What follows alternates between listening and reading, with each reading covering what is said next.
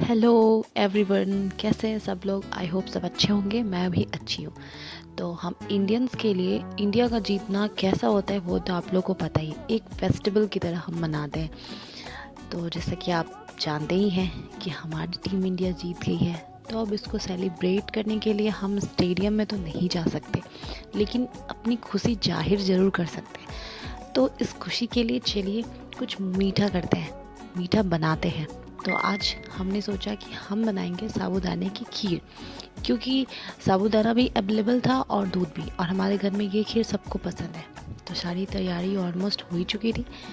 तो मैं आज बनाऊंगी इंडिया के जीतने की खुशी में साबूदाने की खीर। अब खुशी है तो कुछ मीठा तो होना ही चाहिए। ज़रूरी नहीं कि बाहर जाएं और सेलिब्रेट करें, घर में रहकर अपने बच्चों के साथ और अपने हस्बैंड के साथ, अपने परिवार के साथ, यही तो हमारा सेलिब्रेशन है। अब हम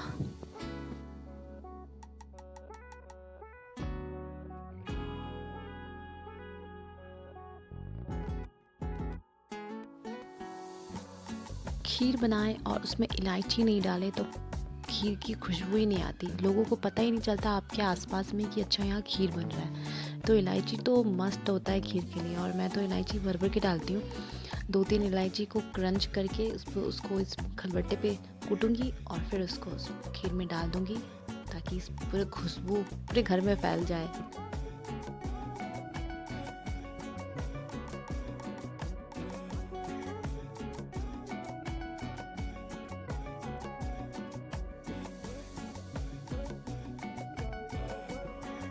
इलायची का छिलका को बाहर फेंक दूंगी, क्योंकि वो खाने वक्त मुंह में आता है तो फिर अच्छा नहीं लगता।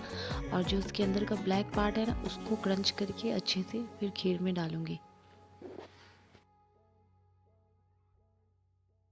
साबूदाना को मैं पहले ही भिंगा के रख देती हूँ, क्योंकि उसके बाद बनाइए ना तो बहुत अच्छा बनता है और दूध भी कम लगता है और टाइम भी कम लगता है।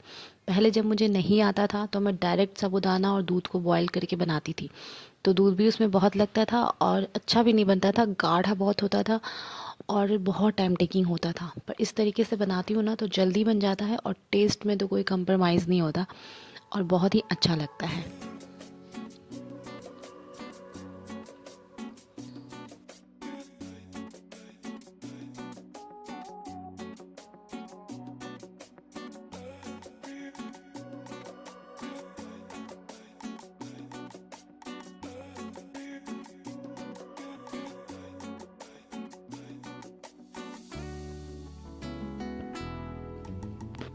और यहाँ पे मेरे दोनों बच्चे एक दूसरे में लगे हुए हैं।